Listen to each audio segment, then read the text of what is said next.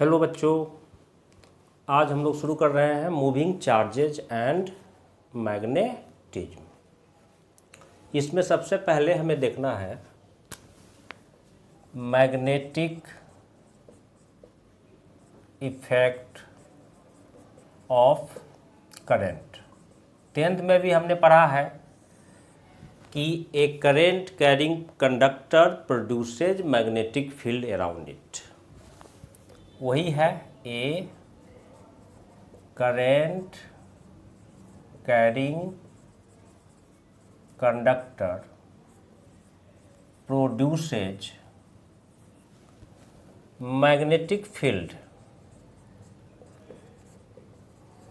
Around it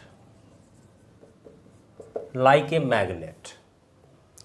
और ऑयस्टर experiment से हमने ये भी देखा था कि जब कंपास नीडल को हम अलग अलग डिस्टेंस पे रखते थे तो उसमें डिफ्लेक्शन भी अलग अलग था। तो पहले तो है कि magnetic effect of current simply है कि एक current carrying conductor produces magnetic field around it in the same way as a magnet has magnetic field around it. तो अब इसमें आता है मैग्नेटिक फील्ड का क्या है लॉजिक। तो बात करते हैं मैग्नेटिक फील्ड। तो इट इज अ रीजन और space around a current carrying conductor or a magnet in which magnetic influence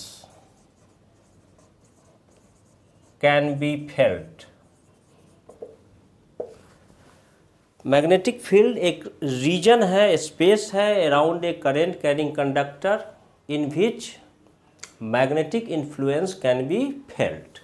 मतलब अगर कोई करेंट कैरिंग कंडक्टर है तो इसके चारों ओर एक रीजन है जिसमें मैग्नेटिक इन्फ्लुएंस फेल्ट होगा। तो मैग्नेटिक इन्फ्लुएंस कौन फेल्ट करेगा?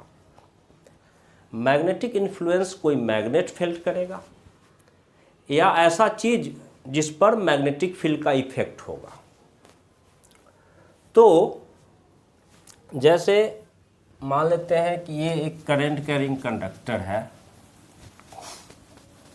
यहाँ पे हम फोकस करेंगे मूविंग चार्जेज एंड मैग्नेटिज्म में हम फोकस करेंगे magnetic field due to a current carrying conductor. यहाँ पर हम magnetic field due to a magnet पे फोकस नहीं करना है, उसके लिए नेक्स्ट चैप्टर है।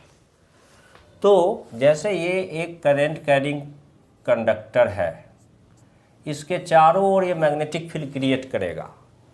तो अगर हम यहाँ पे रखते हैं किसी कंपास नीडल को तो वो कम डिफ्लेक्शन शो करेगा, और दूर रखते हैं तो ज़्यादा डिफ्लेक्शन शो करता है, और जैसे जैसे दूर ले जाते हैं डिफ्लेक्शन जो है वो घटता जाता है उसमें। इसका मतलब है कि करंट कैरिंग कंडक्टर के पास वाले पॉइंट पे मैग्नेटिक फील्ड जो वो क्रिएट कर रहा है उसका स्ट्रेंथ ज़्यादा है, और जैसे जैसे हम करंट कैरिंग कंडक्टर से दूर जाते हैं तो मैग्नेटिक फील्ड स्ट्रेंथ घटता जाता है। तो हम बात करते हैं मैग्नेटिक फील्ड का, तो मैग्नेटिक फील्ड कोई फिजिकल क्वांटिटी नहीं है। मैग्नेटिक फील्ड तो जस्ट एक रीजन और स्पेस है। तो मैग्नेटिक फील्ड में ही हम समझेंगे कि the strength of magnetic field at a point. हम क्या देखते हैं कि करंट कैरिंग कंडक्टर के पास कंपास नीडल पे ज़्यादा डिफ्लेक्शन होता है और दूर ले जाने पे डिफ्लेक्शन कम होता है। तो इससे ये कंक्लूजन निकलता है कि स्ट्रेंथ जो मैग्नेटिक फील्ड का है करंट कैरिंग कंडक्टर के पास वाले पॉइंट्स पे वो ज़्यादा है, और दूर जाने पे घटता है। तो the strength of magnetic field at a point is called magnetic field induction. ज़्यादा ये यूज होता है मैग्नेटिक फील्ड इंडक्शन, और इसको कहा जाता है magnetic flux density and is denoted by B vector. तो एक्चुअली में मैग्नेटिक फील्ड कोई फिजिकल क्वांटिटी नहीं है, वो तो एक रीजन और स्पेस है। जो फिजिकल क्वांटिटी इन्वॉल्व है वो है मैग्नेटिक फील्ड इंडक्शन, या फिर मैग्नेटिक फील्ड स्ट्रेंथ भी कह सकते हैं, या फिर मैग्नेटिक फील्ड इंटेंसिटी भी कह सकते हैं, लेकिन मैग्नेटिक फील्ड इंडक्शन ज़्यादा यूज वर्ड होता है, और मैग्नेटिक फ्लक्स डेंसिटी भी कहते हैं, और इसको बी वेक्टर सिंबल से डिनोट करते हैं। It has both magnitude and direction because it is a vector. It has both magnitude and direction. तो बहुत सारे बुक में सिंपली लिखा होता है magnetic field at this point, तो एक्चुअली वो मैग्नेटिक फील्ड नहीं होता, वो होता है मैग्नेटिक फील्ड इंडक्शन। और SI unit of magnetic field, SI unit जो है ऑफ बी वो है Tesla, denoted by capital T. तो इसको भी अभी हम लोग आगे धीरे धीरे डिस्कस करेंगे, टेस्ला को डिफाइन भी करेंगे कि एक्चुअली टेस्ला है क्या। अभी हम लोग सबसे पहले देखेंगे कि अगर कोई करंट कैरिंग कंडक्टर है तो अपने अराउंड में किसी पॉइंट पर कितना मैग्नेटिक फील्ड क्रिएट करता है, उसका स्ट्रेंथ, उसका फॉर्मूला क्या होगा। तो इसके लिए लॉ दिया है, वो है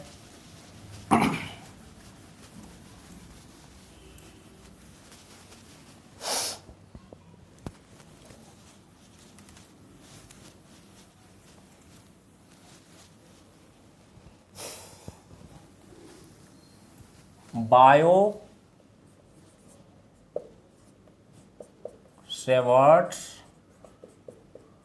लॉ। अब जब टी को प्रोनाउंस ही नहीं करना था तो नाम में लगाना जरूरी नहीं था। बायो-सेवर्ट्स लॉ, ये एक यूनिक लॉ है। इस लॉ का स्टेटमेंट ऐसे कोई सेंटेंस में नहीं है। This law deals with magnetic field due to a very small length of a current carrying conductor. जैसे मान लेते हैं कि this is a current carrying conductor, carrying current I, this is end X and this is end Y। अब इस पूरे conductor के कारण ये लॉ डील नहीं करता, ये कहता है कि किसी कंडक्टर का, चाहे उसका शेप स्ट्रेट हो या कर्व्ड हो, उसका एक छोटा सा लेंथ dl में करंट तो I ही होगा। लेंथ तो dl है लेकिन उसमें करंट तो I ही होगा। इस IDL को करंट एलिमेंट कहा जाता है, और इसके कारण किसी पॉइंट पर मैग्नेटिक फील्ड कितना होगा। मैग्नेटिक फील्ड मतलब मैग्नेटिक फील्ड स्ट्रेंथ या मैग्नेटिक फील्ड इंडक्शन, उसका बात करता है। तो मान लेते हैं ये dl लेंथ को हम एज ए पॉइंट से तो थोड़ा सा बड़ा ही होगा, लेकिन फिर भी हम लोग इसको मान लेते हैं कि ये जो dl लेंथ है ये सेंटर्ड है एट पॉइंट O। करंट तो इसमें I ही होगा, तो I और dl को कंबाइंड करके हम इसको नाम देते हैं current element. Current element, I current in the length dl of the conductor. और इसके कारण मान लेते हैं कि हमें इस P पॉइंट पे निकालना है मैग्नेटिक फील्ड इंडक्शन। बुक्स में लिखा है सिंपली मैग्नेटिक फील्ड, लेकिन वो एक्चुअली है क्या, मैग्नेटिक फील्ड इंडक्शन है। ये है पॉइंट P।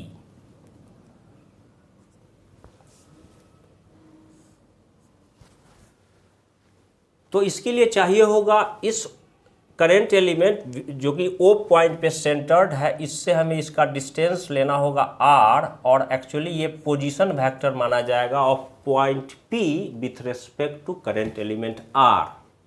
R का डायरेक्शन नोटिस करना है, R का डायरेक्शन हमेशा पॉइंट के तरफ होगा, away from the current element. OP is a vector जो कि पॉइंट P का पोजीशन वेक्टर है, किसके रेस्पेक्ट में? करंट एलिमेंट के रेस्पेक्ट में।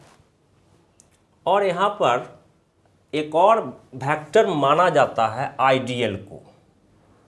तो आइडियल को अगर हम एक्सटेंड करें तो ऐसे हो जाएगा उसका वेक्टर, मतलब आइडियल को वेक्टर माना जाता है। आइडियल का डायरेक्शन वही होगा जो डीएल में आई का होगा।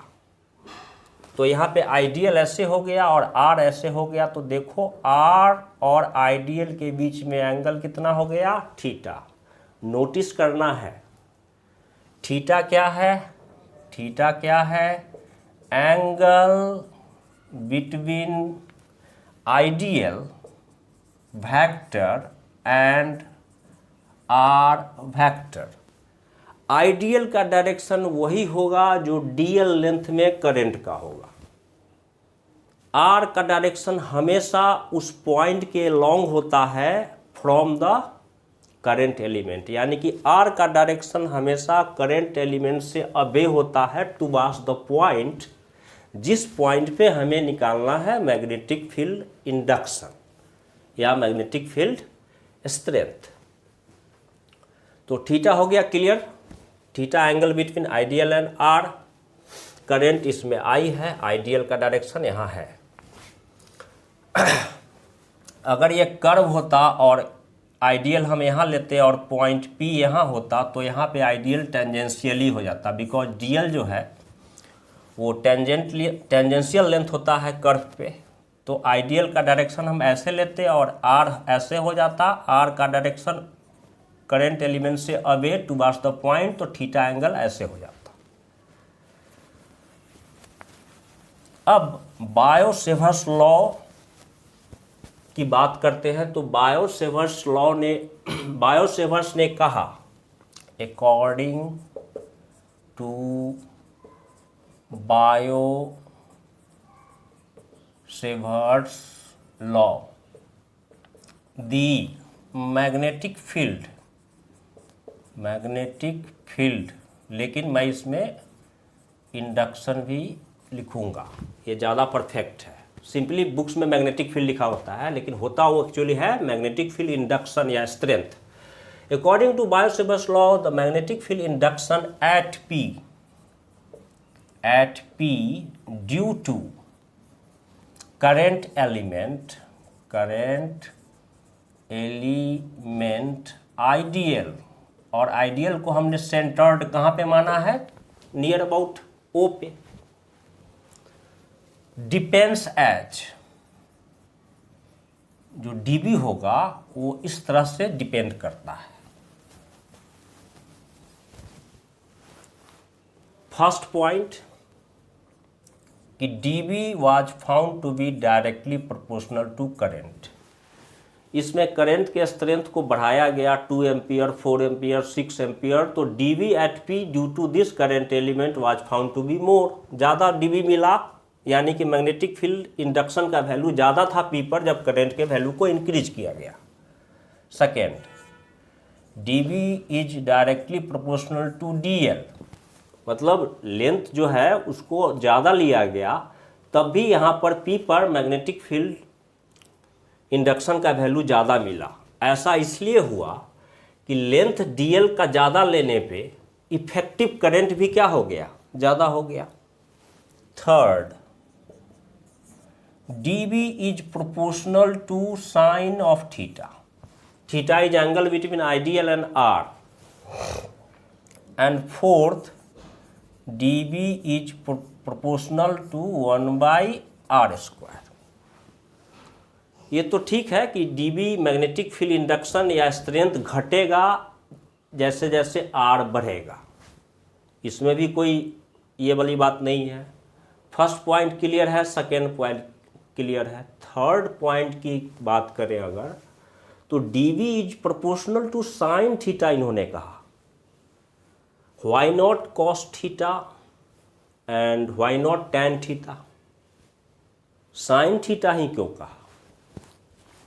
तो एक्सपेरिमेंटली हम पॉइंट P तो कहीं ले सकते हैं इस करंट एलिमेंट के, इस डीएल लेंथ में जो करंट है उसके अराउंड। तो जब करंट पॉइंट P को हम यहाँ ले रहे हैं, मान लेते हैं R डिस्टेंस पे ही ले रहे हैं, O से P पॉइंट हम यहाँ ले रहे हैं, डिस्टेंस स्टिल R है। तो देखा गया, जैसे यहाँ पे मैं इसको समझा देता हूँ कि ये करंट एलिमेंट हमने यहाँ लिया है, अभी हमने पॉइंट P यहाँ लिया है, तो ये हो गया R, ये हो गया O, ये है IDL, ये क्या है I इंटू DL इसका। जब पॉइंट हमने यहाँ पे लिया तो R ऐसे लेना होगा, R ऐसे लेना होगा, ऐसे करंट एलिमेंट से P के तरफ, तो आइडियल भी ऐसे हो गया और R भी ऐसे हो गया, तो थीटा क्या हो गया? 0 डिग्री हो गया ना। आइडियल भी ऐसे और R भी ऐसे, R का डायरेक्शन O से P के तरफ लेना पड़ता है, R का डायरेक्शन याद रखिए O से P के तरफ। तो आइडियल और R के बीच में एंगल थीटा क्या हो गया? 0 हो गया। तो at point P magnetic field BP, magnetic field induction at P for this P was 0। उसके बाद अब अगर पॉइंट P को यहाँ लिया गया सेम डिस्टेंस R पे, तो ये ऐसे हो जाएगा, तो आइडियल ऐसे है तो थीटा बढ़ा। तो P पर B मैग्नेटिक फील्ड था, 0 नहीं था, मैग्नेटिक फील्ड का वैल्यू कुछ मिला, और जब P पॉइंट को यहाँ पे लिया गया R सेम R पे, तो थीटा बढ़ा, तो देखा कि यहाँ पर जो मैग्नेटिक फील्ड है वो इससे ज़्यादा है। तो जैसे जैसे थीटा को बढ़ा रहे हैं, सेम डिस्टेंस पे हम पॉइंट ले रहे हैं फ्रॉम द करंट एलिमेंट, तो हमने देखा कि मैग्नेटिक फील्ड इंडक्शन का वैल्यू बढ़ रहा। और जब हमने बिल्कुल 90 डिग्री आइडियल और R के बीच में एंगल क्या ले लिया, 90 डिग्री पे हमने पॉइंट ले लिया, आइडियल और R के बीच में एंगल कितना, 90 डिग्री हो गया। तो देखा कि P का पर जो मैग्नेटिक फील्ड है वो सबसे ज़्यादा था।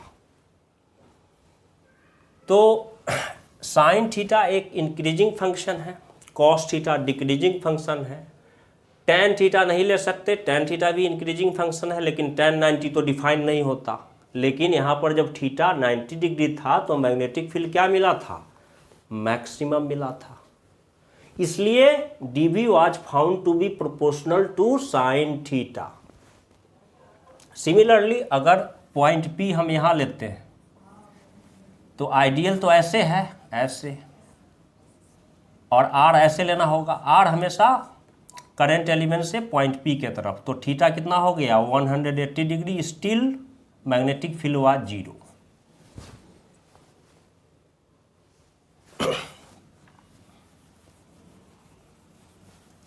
तो ये 4 फैक्टर हैं जिस पे dV डिपेंड करता है eight point P।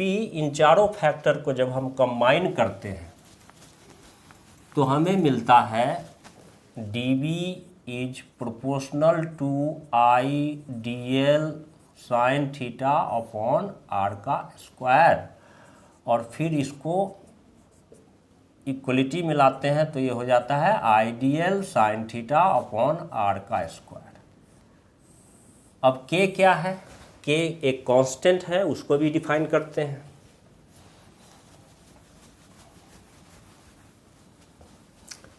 Here K is constant of proportionality. The value of K depends on, अब जैसे यहाँ पर R क्या है, डिस्टेंस है, डिस्टेंस का यूनिट सेंटीमीटर भी ले सकते हैं, मीटर भी ले सकते हैं। करंट का एसआई यूनिट एम्पियर होता है। मैग्नेटिक फील्ड का एसआई यूनिट टेस्ला होता है। तो अगर हम सारे जो अदर क्वांटिटीज़ हैं उसका यूनिट एसआई में लेते हैं तो के का वैल्यू उस पर डिपेंड करेगा। अगर इन सब क्वांटिटीज़ का वैल्यू हम सीजीएस में लेते हैं तो के का वैल्यू कुछ और होगा। तो द वैल्यू ऑफ के depends on system of units, system of units. K is constant of proportionality. The value of K depends on system of units. तो सबसे पहले बात करते हैं केस वन। केस वन की इन एसआई यूनिट K का value जो होता है वो होता है mu naught divided by 4 pi. तो जैसे इलेक्ट्रिक फील्ड का एक कैरेक्टर होता है एप्सिलॉन नॉट, वैसे ही मैग्नेटिक फील्ड का कैरेक्टर होता है म्यू नॉट, और इसका वैल्यू एक्सपेरिमेंटली मिलता है। तो इस केस में हमारा ये हो जाएगा के नॉट इन सीजीएस। हमें वो सीजीएस में डिटेल में जाने की जरूरत है नहीं, के का वैल्यू 1 हो जाता है। ये बात यहीं पे ख़त्म। तो इन एसआई यूनिट्स के equal to mu not by 4 pi. तो बायो-सेवर्स लॉ का फॉर्म क्या आ गया? Mu naught divided by 4 pi I D L sine theta divided by r square. Mu naught को क्या बोलते हैं? म्यू नॉट को बोलते हैं permeability of free space. Mu naught का वैल्यू होता है 4 पाई इंटू 10⁻⁻⁷। इसका यूनिट भी चेक कर सकते हैं, इस तरह से एडजस्ट करके इसका यूनिट मिल जाएगा। और इन न्यूमेरिकल्स जब आप म्यू नॉट बाई 4 पाई करेंगे तो आप सिंपली यूज कर सकते हैं 10⁻⁷।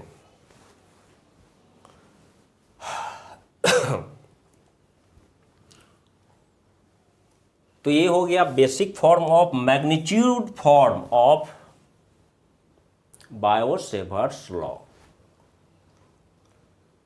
अब मैग्नेटिक फील्ड तो वेक्टर क्वांटिटी होता है, तो उसका डायरेक्शन को भी डिस्कस करना होगा। तो डायरेक्शन डिस्कस करते हैं अब आगे।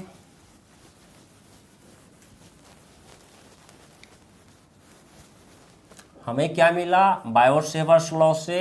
तो बायो-सेवर्स लॉ यूनिक लॉ है इस सेंस में कि इसका जो स्टेटमेंट है वो mathematical statement. D B equal to मिला है mu naught divided by 4 pi I D L sine theta divided by are का स्क्वायर। अब इसमें डी बी को अगर हमें वेक्टर बनाना है तो आरएचएस में 2 वेक्टर होना चाहिए। तो एक वेक्टर तो यहाँ आइडियल था, दूसरा वेक्टर आर था। तो अगर आपको ए क्रॉस बी करना है, क्रॉस की बात क्यों आया? क्योंकि साइन थीटा है। तो हमें क्रॉस प्रोडक्ट का क्या कॉन्सेप्ट है? A cross B is equal to A B sine theta into n cap A B sine theta. Cross product vector का मैग्नीट्यूड होता है और एन कैप उसका डायरेक्शन देता है। तो फाइनली हमें एक नया वेक्टर मिलता है। Throughout the physics, particularly in सब चैप्टर्स में वेक्टर का प्रॉपर कॉन्सेप्ट होना चाहिए। अगर वेक्टर का प्रॉपर कॉन्सेप्ट नहीं है तो बिल्कुल समझ में नहीं आएगा आगे, अभी और आगे। तो अगर आपको ए बी साइन थीटा को लिखना है ए क्रॉस बी के फॉर्म में, तो यहाँ पर एक वेक्टर तो है ऊपर में, दूसरा वेक्टर आर ऊपर में है नहीं, साइन थीटा भी है। तो इसके लिए क्या करेंगे कि म्यू नॉट बाई 4 पाई इसको आर से ऊपर और नीचे मल्टीप्लाई कर देंगे। तो ये हो जाएगा आइडियल आर साइन थीटा, ऊपर एक आर से मल्टीप्लाई कर दिया तो नीचे हो जाएगा आर क्यूब। अब आइडियल को हम ए मान सकते हैं और आर को बी मान सकते हैं, और ये क्या है साइन थीटा। तो ए बी साइन थीटा है तो हम इसको ए क्रॉस बी के फॉर्म में लिख सकते हैं।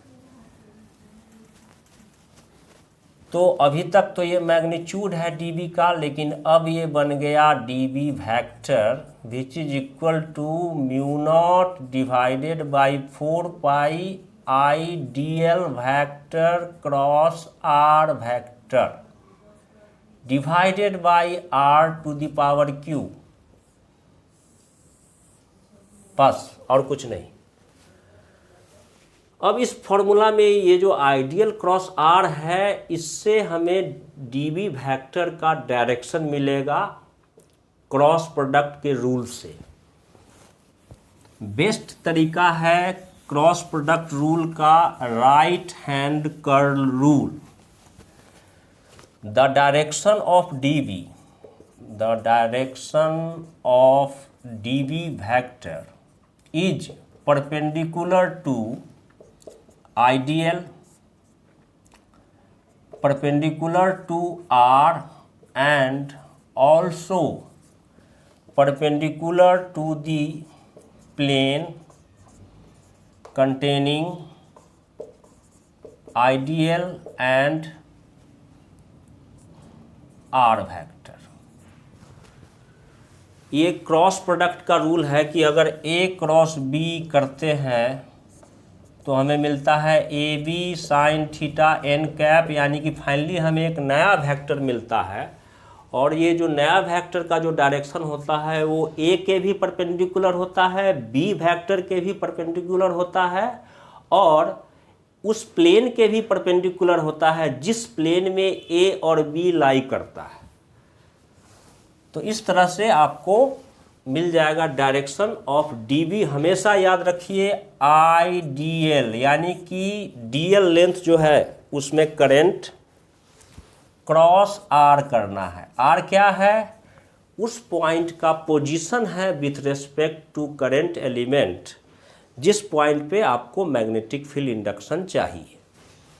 अब जैसे यहाँ पर बात करेंगे, यहाँ पर पी पॉइंट पर मैग्नेटिक फील्ड का डायरेक्शन किधर होगा, तो यहाँ पर आइडियल जो है वो इस ब्लैक बोर्ड के प्लेन पे है ऐसे, आर भी इस ब्लैक बोर्ड के प्लेन पे है ऐसे। इसका सबसे बेस्ट तरीका है राइट हैंड कर्ल रूल। बहुत जगह ये काम देगा, through out the magnetic effect वाले सेगमेंट में ये हर जगह काम देगा। अब ये कहता है कि ए क्रॉस बी का डायरेक्शन अगर चाहिए आपको, तो ए क्रॉस, इसको मान लीजिए फर्स्ट वेक्टर और इसको मान लीजिए सेकेंड वेक्टर। तो आइडियल को फर्स्ट वेक्टर मान लेना है और आर को सेकेंड वेक्टर। अब ये रूल कहता है कि फर्स्ट वेक्टर के अलोंग अपने राइट हैंड के फिंगर को रखिए। अब फर्स्ट वेक्टर यानी कि आइडियल तो ऐसे था ना, यहाँ पे आइडियल तो ऐसे था और पी पॉइंट यहाँ था, तो आइडियल की तरफ फिंगर्स को हम ऐसे भी रख सकते हैं, ऐसे भी रख सकते हैं, ऐसे भी रख सकते हैं, ऐसे भी रख सकते हैं, ऐसे भी रख सकते हैं। आइडियल और आर के बीच में ये एंगल कितना था? थीटा। लेकिन ये लॉ कहता है कि ये रूल कहता है कि फर्स्ट वेक्टर के अलोंग ऐसे रखिए कि सेकेंड वेक्टर आर के तरफ आपका फिंगर कर्ल हो। तो अगर आइडियल ऐसे है, आइडियल को ऐसे मान रहा हूँ, आइडियल ऐसे है, तो ऐसे रखने पे तो इनवर्ड कर्ल हो रहा है, ऐसे रखने पे इधर कर्ल हो रहा है। मतलब फर्स्ट से सेकेंड के तरफ, आर के तरफ, आइडियल से आर के तरफ कर्ल होना चाहिए। तो एक ही तरीका है, पहले तो रखेंगे उसके बाद कर्ल करेंगे। तो ये थंब किधर गया? इनवर्ड गया। तो यहाँ क्या लिखा हुआ है कि the direction of D B perpendicular to ideal हो गया। आइडियल तो इस बोर्ड के प्लेन पे है ऐसे, उसका डायरेक्शन तो इनवर्ड हो गया ना। कैसे हो गया? इस पॉइंट पे magnetic field is inward, magnetic field induction का डायरेक्शन क्या हो गया? Perpendicular to the plane of this whiteboard. किधर? इनवर्ड। आइडियल यानी कि फर्स्ट वेक्टर के तरफ रखा, सेकेंड वेक्टर आर, आर के तरफ कर्ल किया, थंब किधर पॉइंट कर रहा है? इनवर्ड। तो DB is perpendicular to the plane of paper directed inverse, तो डीबी परपेंडिकुलर हो गया आइडियल के भी, इस ब्लैक बोर्ड के प्लेन के भी परपेंडिकुलर हो गया डीबी। तो जैसे ये है कंडक्टर एक्स वाई, करंट ऐसे है, तो ये रूल हम लगा सकते हैं, कहीं पर एक आइडियल ले लेंगे, ये हो गया आइडियल एट दिस पॉइंट। अगर हमें यहाँ पे चाहिए पी पे, ये आर है, आइडियल का डायरेक्शन ऐसे मानेंगे और कर्ल करेंगे आइडियल से आर के तरफ। Magnetic field is perpendicular to, cross का मतलब है inward, magnetic field induction, magnetic field induction is perpendicular to the plane of board directed inwards, यानी कि मेरे से अवे इनवर्ड। अब अगर हम पॉइंट इधर ले रहे हैं यहाँ, और ये जो पॉइंट है ये इसी बोर्ड के प्लेन पे लाई कर रहा है। अब पॉइंट अगर हम यहाँ लेंगे, यहाँ लेंगे, यहाँ लेंगे, तो फिर अलग अलग हो जाएगा। यहाँ पर जो हमने पॉइंट P लिया था और ये जो कंडक्टर था, ये दोनों इस बोर्ड पे लाई कर रहा था, पॉइंट P भी इसी बोर्ड पे लाई कर रहा था। अगर पॉइंट P थोड़ा पीछे होता, या यहाँ होता, या यहाँ होता, तब मैग्नेटिक फील्ड इनवर्ड नहीं होता। वो हम लोग आगे इसको डिस्कस करेंगे। अभी फ़िलहाल ये जान लेते हैं कि अगर ये पॉइंट P भी लाई कर रहा है इस बोर्ड के प्लेन पे, तो R तो अब ऐसे लेना होगा, ऐसे, और आइडियल है तो आइडियल से ऐसे कर्ल करना होगा। R का डायरेक्शन लेना है ऐसे, हाँ ऐसे, तो ऐसे अब रखना होगा। राइट हैंड, बहुत सारे बच्चे लेफ्ट हैंड लगाने लगते हैं, राइट हैंड रूल है, राइट हैंड रखा, आइडियल के तरफ रखा, ऐसे रखने पे इनवर्ड कर्ल हो रहा था, ऐसे रखने पे इधर कर्ल हो रहा था, ऐसे रखने पे इधर कर्ल हो रहा था। रूल है पहले के फर्स्ट वेक्टर के अलोंग ऐसे रखिए कि सेकेंड के अलोंग फिंगर क्या हो, कर्ल हो। तो एक ही तरीका है रखने का, ऐसे ऐसे कर्ल किया, किधर हो गया, आउटवर्ड। तो यहाँ पर जो डीबी है उसको ऐसे दिखाते हैं डॉट से। डॉट का मतलब होता है कि इस रीजन में या इस पॉइंट पे मैग्नेटिक फील्ड जो है वो परपेंडिकुलर टू द प्लेन है और आउटवर्ड है। तो यहाँ पे जो डीबी वेक्टर है is perpendicular to the plane of board and is directed outwards, इस तरफ।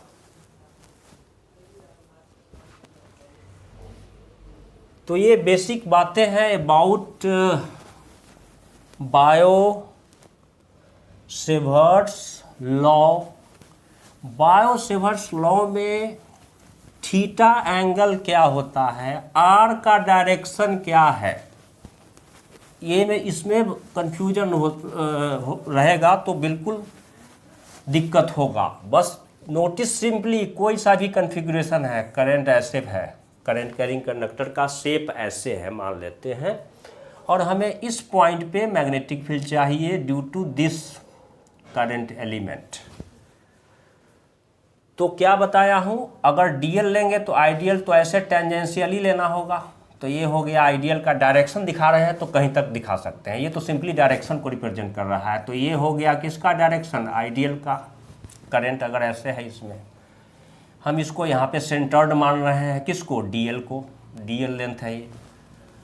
तो आर हमेशा करंट एलिमेंट से पॉइंट, जिस पॉइंट पे आपको चाहिए मैग्नेटिक फील्ड, उसके तरफ होता है डायरेक्शन आर का। आइडियल और आर के बीच में ये हो गया एंगल थीटा। डायरेक्शन चाहिए, आइडियल की तरफ रखा, आर की तरफ कर्ल किया, किधर हो गया, इनवर्ड हो गया। तो बायो-सेवर्ट्स लॉ में theta is angle between ideal and r. R का डायरेक्शन करंट एलिमेंट से पॉइंट, ऑब्जर्वेशन पॉइंट की तरफ होता है, away from the current element, directed towards the point where we have to find the magnetic field induction.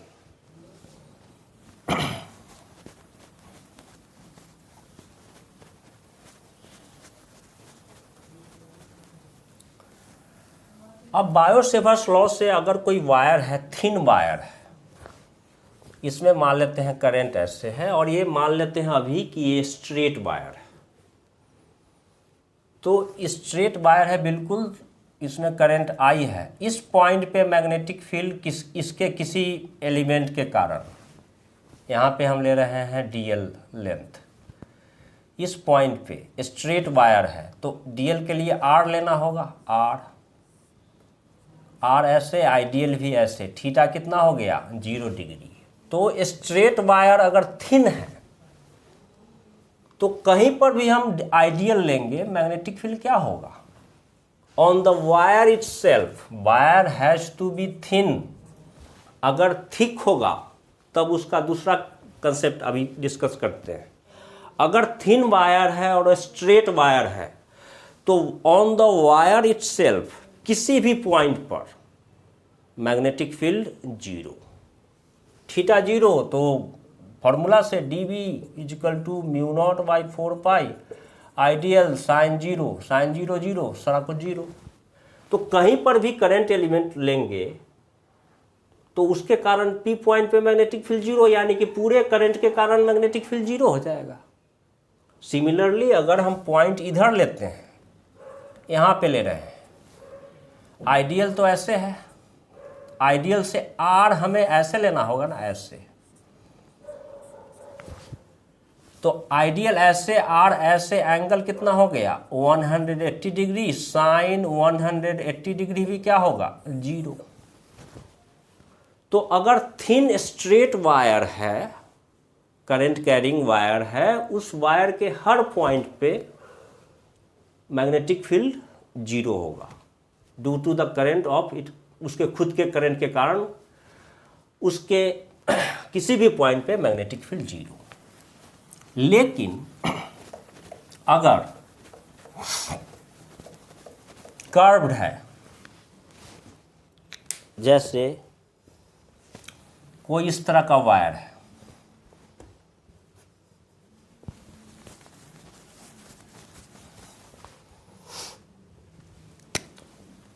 कोई ऐसा shape का wire दे रखा है और इसमें कह रहा है कि इस P पॉइंट पे magnetic field due to this element and due to this element and due to this element,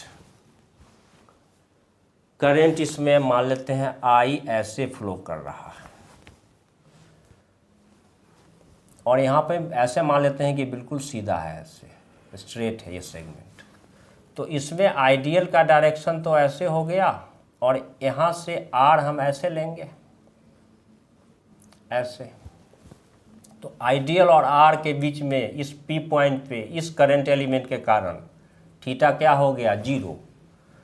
तो इस करंट एलिमेंट के कारण इस पॉइंट पे मैग्नेटिक फील्ड 0 होगा, लेकिन इसके कारण नहीं होगा। इसके कारण यहाँ पे मैग्नेटिक फील्ड होगा, इस डीएल लेंथ में जो करंट आई है उसके कारण मैग्नेटिक फील्ड होगा, इसके कारण भी होगा।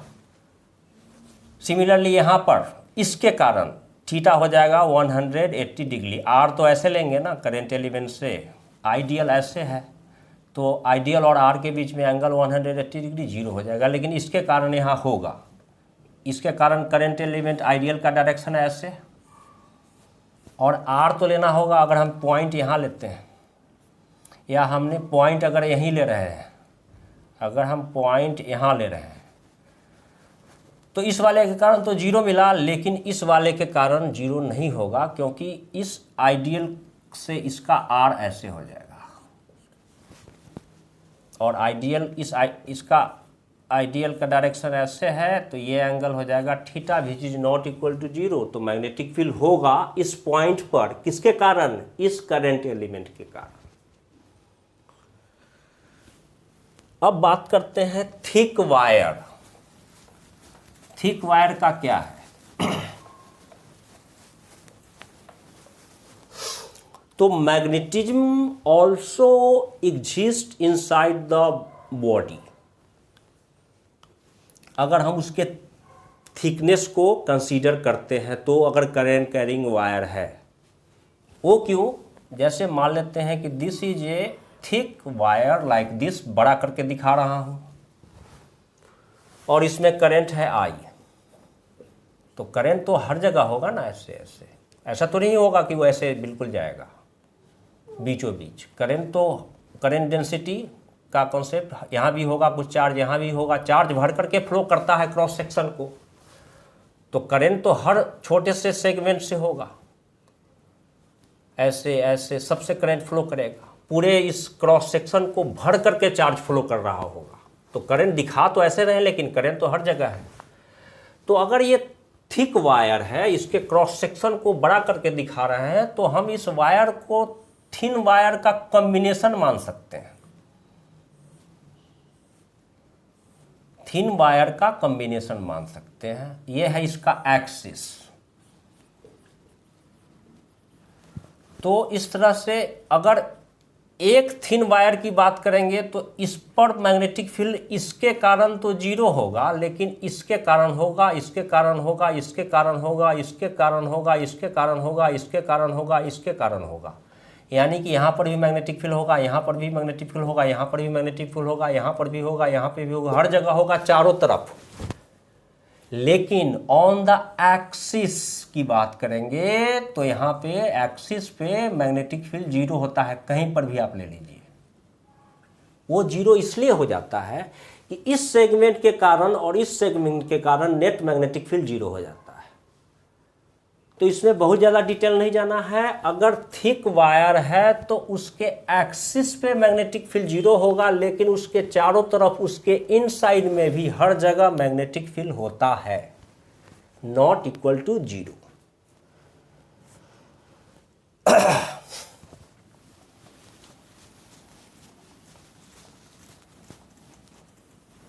अब मान लेते हैं कुछ क्वेश्चंस नॉर्मल, इसमें तो बहुत ज़्यादा है नहीं। मान लेते हैं क्वेश्चन कह रहा है कि ये long wire carries current 2 ampere and it's along x axis. Calculate magnetic field at a point on y axis due to 1 centimetre length of this wire. Question समझ में आया? कह रहा है ये long wire carriages current 2 ampere along x axis या along east. Calculate magnetic field at a point on y axis due to 1 centimetre length of this wire. तो ये तो डीएल हो गया, डीएल कितना हो गया 1 सेंटीमीटर, और ये जो डिस्टेंस दे रखा था, ये कह रखा था मान लेते हैं 1 मीटर पे। तो डीएल इस वायर के 1 सेंटीमीटर डीएल लेंथ के कारण वाई एक्सिस पे किसी पॉइंट पे मैग्नेटिक फील्ड चाहिए, तो बायो सेवर्स लगेगा। जैसे ही छोटा सा लेंथ में करंट के कारण मैग्नेटिक फील्ड चाहिए, हमें बायो सेवर्स लगाएंगे। तो गिवन है dl is equal to 1 centimetre, current I is equal to 2 ampere, I dl का डायरेक्शन अलोंग एक्स, और पॉइंट जो है ये पी, इसका आर तो हम करंट एलिमेंट से पी के तरफ लेंगे, तो आर का डायरेक्शन तो अलोंग वाई एक्सिस हो गया। पीछे अभी बताया हूं कि ऑब्जर्वेशन पॉइंट जो लेंगे उसका जो डायरेक्शन, उसका जो पोजीशन वेक्टर का जो डायरेक्शन लेंगे, उसका जो डायरेक्शन लेंगे, सॉरी ऊपर दिख नहीं रहा है, ये ऐसे है और 1 सेंटीमीटर लेंथ है, एक्स के अलोंग है, और ये जो ऑब्जर्वेशन पॉइंट है ये यहाँ पे है वाई एक्सिस पे, ऐसे है। अब दिख रहा है मेरे ख्याल से, मैं देखा नहीं था। तो ये है 1 मीटर पे। तो इस करंट कैरिंग वायर के 1 सेंटीमीटर लेंथ के कारण वाई एक्सिस पे किसी पॉइंट पी पे विच इज 1 मीटर हमें मैग्नेटिक फील्ड चाहिए, मैग्नेटिक फील्ड इंडक्शन। तो यहाँ पे गिवन क्या क्या है? गिवन है ये डीएल हो गया, dl is equal to 1 centimetre, और आर हो गया 1 मीटर। आइडियल तो ऐसे होगा ना, जिधर करंट है डीएल में, और आर हम लेते हैं करंट एलिमेंट से पॉइंट के तरफ डायरेक्शन, आर हो गया अलोंग वाई। तो आइडियल और आर के बीच में एंगल कितना हो गया, 90 डिग्री हो गया।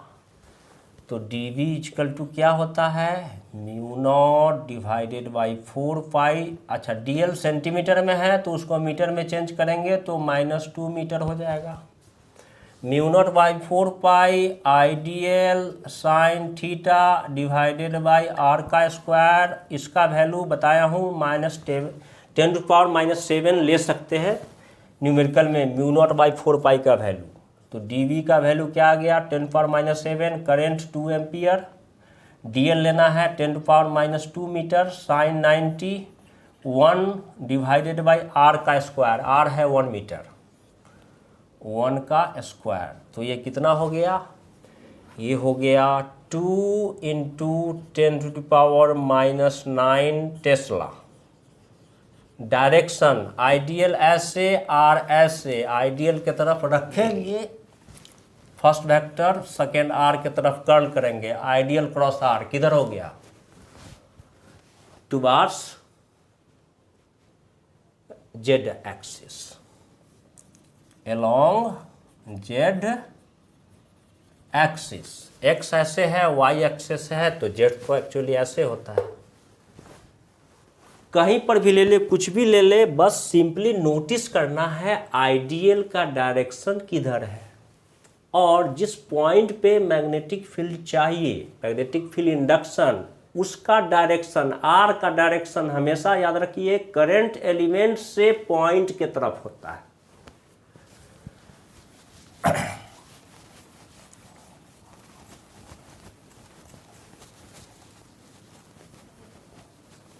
अब जैसे क्वेश्चन है कि एक current element is at origin, O पर एक करंट एलिमेंट है और वो करंट फ्लो कर रहा है अलोंग एक्स एक्सिस।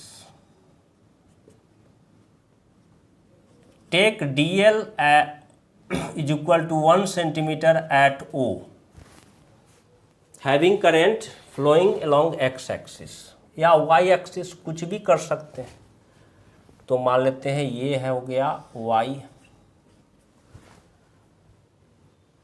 करंट इसमें है अलोंग एक्स एक्सिस कितना ले लेते हैं 2 एम्पियर।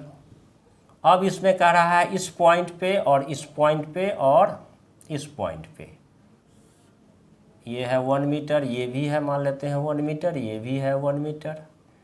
इस P2 पे, P1 पे और P3 पे, तो P3 पे तो हमने अभी निकाल लिया। पहले हम P1 की बात करते हैं। करंट एलिमेंट एट ओरिजिन है, करंट उसमें है x के अलोंग, तो P1 की बात करेंगे तो for P1 current element x के अलोंग है, और OP1 की बात करेंगे तो OP1 भी तो R हो जाएगा, R1। P1 पे मैग्नेटिक फील्ड चाहिए due to the current element which is at origin, और करंट एलिमेंट में करंट किधर है, x के अलोंग, तो आइडियल भी x के अलोंग हो जाएगा। और P1 जो है पॉइंट वो x एक्सिस पे लाई कर रहा है, तो O से R1 का डायरेक्शन ऐसे हो जाएगा राइट के तरफ। तो थीटा कितना हो गया, थीटा हो गया 0 डिग्री। और ऑब्वियसली ये पॉइंट जो है वो इस कंडक्टर के एक्सिस पे ही लाई कर रहा है, थीटा 0 डिग्री हो गया, डीवी क्या हो जाएगा 0 डिग्री। अब ये एंगल मान लेते हैं दे रखा है 45 डिग्री, तो इस केस में लगाएंगे, इस केस में थीटा हो जाएगा आइडियल ऐसे और आर ऐसे हो जाएगा ना। करंट एलिमेंट से ऑब्जर्वेशन पॉइंट के अलोंग आर का डायरेक्शन लेते हैं, तो यहाँ पे सेकेंड केस में P2 के केस में थीटा कितना हो जाएगा 45 डिग्री।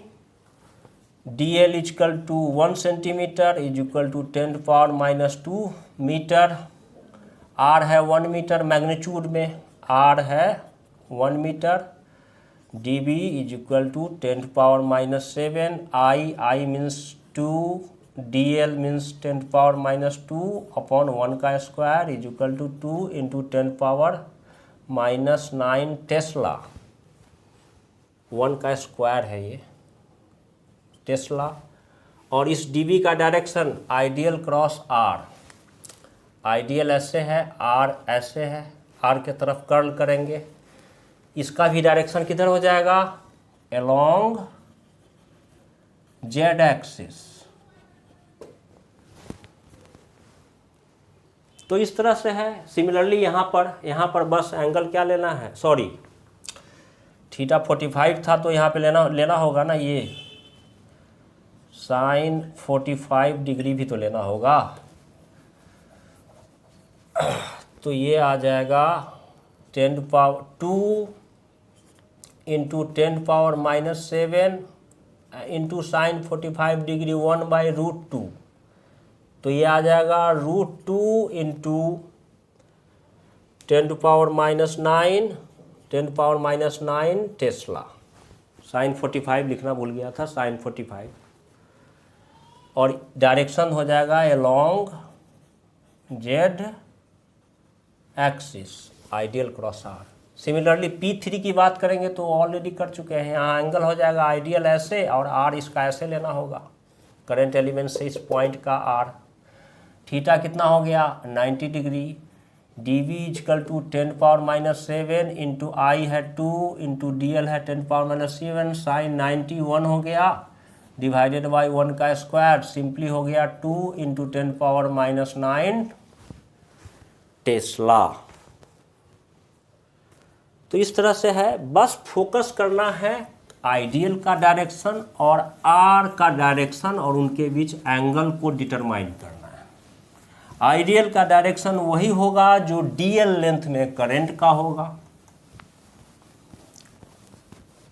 अब जैसे एक और क्वेश्चन कर लेते हैं, वेक्टर वाले फॉर्मूला से भी हम कर सकते हैं। हो सकता है आपको क्वेश्चन में 4 ऑप्शन अगर दे रखा है तो ऑप्शन वेक्टर फॉर्म में हो, तो उसको कैसे करना है। मान लेते हैं कि कोई करंट एलिमेंट है,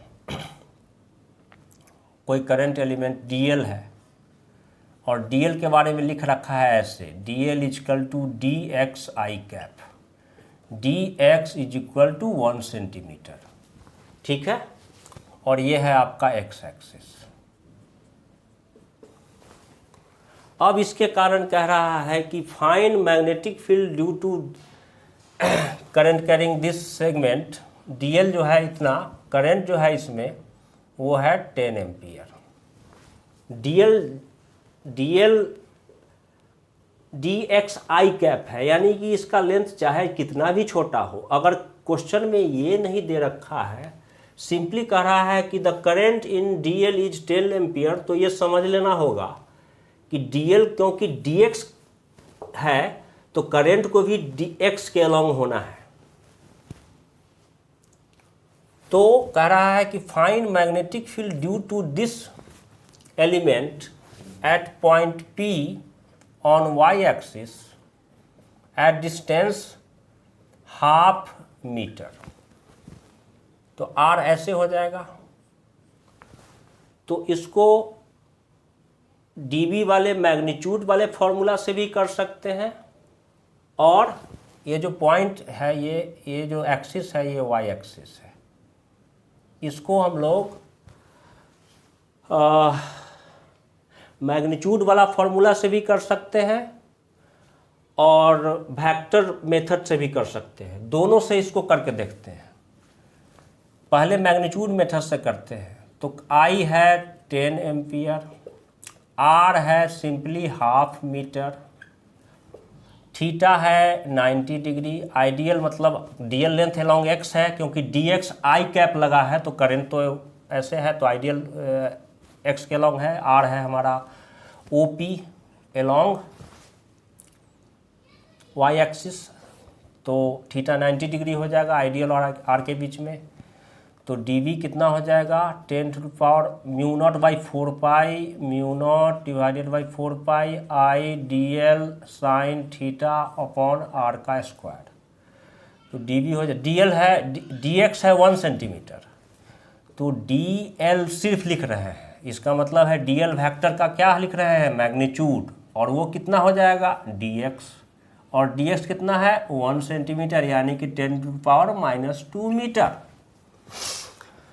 तो dB हो जाएगा 10⁻⁻7 इंटू आई है 10 इंटू dl, dl है 10⁻⁻2 इंटू साइन 91 हो गया अपॉन हाफ मीटर है r का मैग्नीट्यूड, हाफ मीटर है तो 1/2 का स्क्वायर।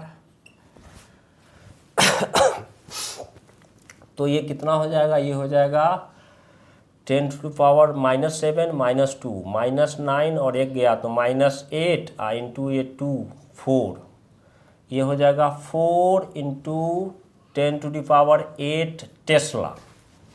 आइडियल यानी कि करंट ऐसे है, आर ऐसे है, आइडियल क्रॉस आर लिख देंगे एलोंग जेड एक्सिस। अब इसको वेक्टर मेथड से करते हैं।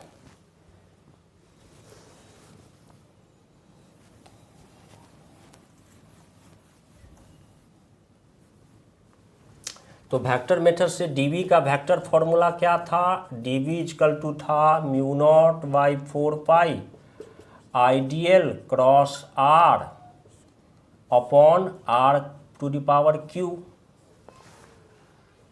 अब dl वेक्टर की बात करेंगे तो dl वेक्टर जो है वो है कितना, dl वेक्टर है dxi। तो dl वेक्टर dxi और dx है 1 सेंटीमीटर यानी कि dl vector equal to 1 centimetre i cap यानी कि 10⁻⁻2 i कैप मीटर में। तो dl हो गया, i के अलोंग x के अलोंग है तो इतना हो गया। r वेक्टर, तो r vector is magnitude of r into unit vector along y। Unit vector along y क्या होता है, j। तो r vector is r into J cap, r का मैग्नीट्यूड कितना है, r का हाफ मीटर यानी कि हाफ जे कैप हो गया।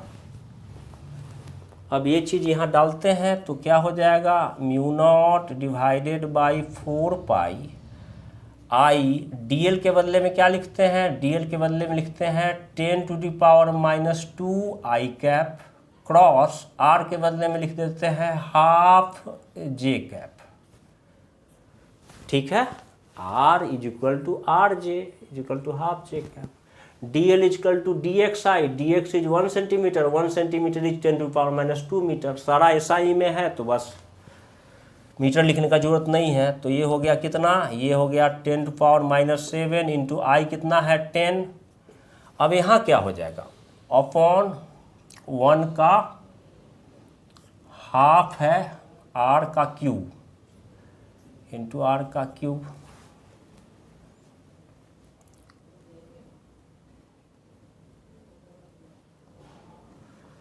तो ये हो जाएगा इंटू आई का वैल्यू 10 डाल दिया। अब यहाँ पे देखिए, यहाँ पे एडजस्टमेंट क्या करना है, 10⁻⁻10 है इंटू 10⁻⁻10 इंटू हाफ एक साथ आ जाएगा और बचेगा क्या, i cross j, i cross j divided by ½ ठीक है। जैसे अगर AXI cross BX cross something कुछ भी BXJ होता है तो हम इसको सिंपली मैग्नीट्यूड जो है उसको अलग कर लेते हैं, AX BX into I cross J कर देते हैं। तो वैसे ही ये था 10⁻⁻2 आई कैप, किसके बदले में, dl के बदले में, और r वेक्टर था हाफ जे कैप। तो 10⁻⁻2 और मैग्नीट्यूड हाफ को एक तरफ कर लिया ऐसे, और फिर बच क्या गया, आई क्रॉस है ये नॉर्मल मल्टीप्लिकेशन नहीं है, ये क्रॉस है तो आई क्रॉस जे।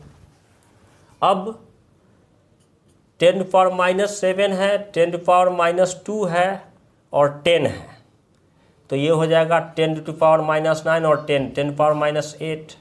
हाफ है तो ये क्यूब हट करके स्क्वायर हो जाएगा और 2 ऊपर चला जाएगा तो 2 इंटू 4 हो गया। बचा क्या, आई क्रॉस जे, तो आई क्रॉस जे होता है के कैप। तो अगर इस तरह का क्वेश्चंस आ रहा है और मल्टीपल चॉइस है और ऑप्शन जो है वो वेक्टर फॉर्म में है तो वेक्टर फॉर्म में कर लीजिए। तो फाइनली आंसर आ गया वही 4 × 10⁻⁸ टेस्ला इंटू के कैप।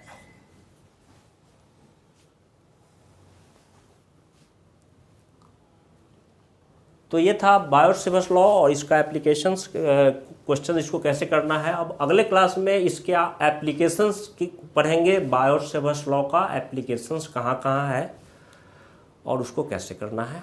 तो मिलते हैं नेक्स्ट क्लास में।